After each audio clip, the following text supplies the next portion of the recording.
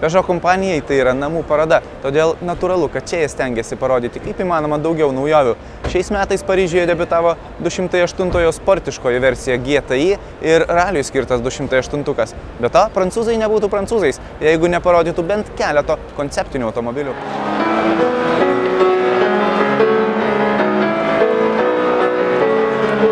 Peugeot stende šiais metais buvo eksponuojami ne tik automobiliai, čia skambėjo gyva muzika. Atlikėjas grojo fortepijonu, kurio dizainą kūrė Peugeot dizaino padalinys. Nori tokio namie? Prašom, jis kainuoja tik 500 000 litų. Na, o šių metų Peugeot stendo automobilinė žvaigždė sportiškasis 208 GTI modelis. Kai kalbam apie Peugeot ir GTI, visi automobilių mėgėjai iš karto pagalvoja apie legendinį 205 GTI modelį. Prancūzai įsitikinę, kad naujasis 208 GTI pratęs šias tradicijas.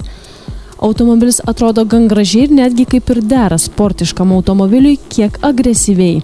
Jis šiek tiek platesnis ir truputį žemesnis, palyginus su standartiniu 208 modeliu.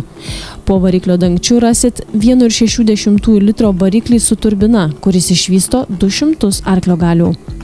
Peržiūrėta pakaba ir aštresnis vairo mechanizmas žada daug gerų emocijų vairavimo gurmanams. Peugeot konstruktoriai teigia, kad automobilis bus ne tik sportiškas, bet ir komfortiškas. Jis neturėtų užkratyti iš jūsų kūno visų kaulų. Automobilis išorėje gausiai padabintas įvairiais sportiškais akcentais, pradedant GTI užrašais ant kėbulo ir baigiant subtiliais raudonais motyvais ant ratų. Viduje taip pat gausu raudonų elementų, pabrėžiančių sportišką šio automobilio charakterį. Durų rankenėlės, sėdynių apsiuvimai, prietaisų skydelio apvadai, paprasto 208 vairas itin mažo diametro, tačiau šis dar mažesnis. Jeigu jau norėjote tokį įsigyti, teks apsišarvuoti kantrybę. Prekyba juo prasidės tik kitais metais. Paryžiuje parodyta ir prabangiausia 208 versija, pavadinta XI. Išorėje labai daug chromo, viduje itin prabangus salonas su panoraminiu stoglangiu ir odiniu salonu iš specialiai apdirbtos odos.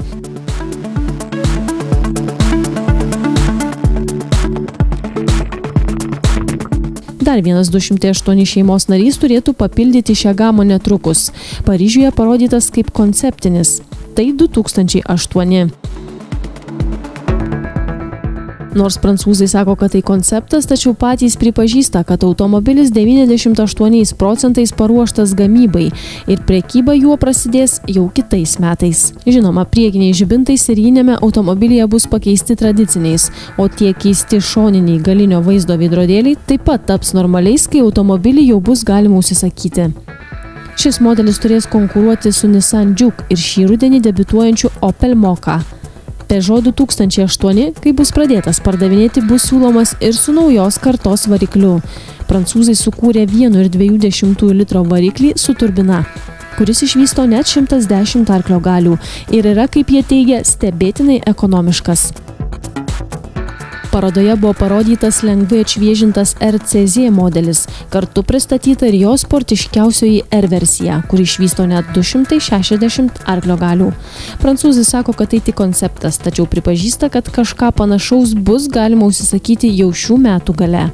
Pažeminta pakaba, diferencialo blokavimas. Tai žada tikrą monstrą.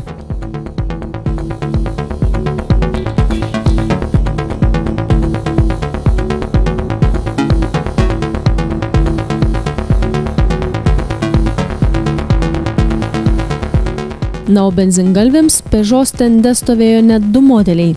Pirmasis tai konceptinis sportinis Coupé Onyx. Dizelinis variklis su hibridinė pavara išvysto net 600 arklio galių. Deja, jo gaminti prancūzai nežada. Tačiau šis konceptas atspindi dizaino kryptį, kuria prancūzai žada judėti kurdami naujuosius Peugeot modelius. Automobilis kampuotesnis ir išraiškingesnis nei tie, kuriuos Peugeot pardavinėja dabar. Žvilgsnį traukia galiniai žibintai. Jie sudaryti iš 3 juostelių, kurios atrodo taip lyg liūtas, ką tik perbrėžė automobilį savo milžinišką leteną. Šio automobilio stilistinius elementus turėtų perimti Peugeot modeliai, kurie prekyboje bus po 4-5 metų. Po šio koncepto variklio dangčiu slepiasi Le Mano lenktynėse naudotas 3,7 litro V8 variklis tik su hibridinė pavara.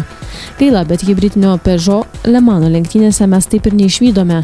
Koncernas nutarė pasitraukti iš šio sporto, nors bolidas jau buvo sukurtas. Automobilio kėbulas pagamintas iš anglies pluošto, todėl jis sveria vos 1100 kg. O iki 100 km/h turėtų įsibėgėti mažiau nei per 3 sekundės. Įdomus interjeras. Dauguma medžiagų pagamintos iš perdirbtų senų laikraščių. Iš tolo jis atrodo kaip medis, tačiau atidžiau įsižiūrėjus matosi teksto fragmentai. Originalu ir atrodo puikiai. Sėdynės ir salono lubos aptrauktos medžiaga pagaminta iš veltinio ir yra taip pat pilnai perdirbamos. Kitas automobilis gurmanams tai Peugeot 208 skirto ralio varžyboms koncepcija. Tai naujos kartos ralio mašina. Tokius modelius galės įsigyti jau nuo kitų metų visi norintys lenktyniauti Europos ralių čempionatuose, IRC ar nacionalinėse lenktynėse. Kol kas šioje Super 2000 klasėje karaliauja Škodos, tačiau Peugeot įsitikinę, kad sudarys čekams rimtą konkurenciją.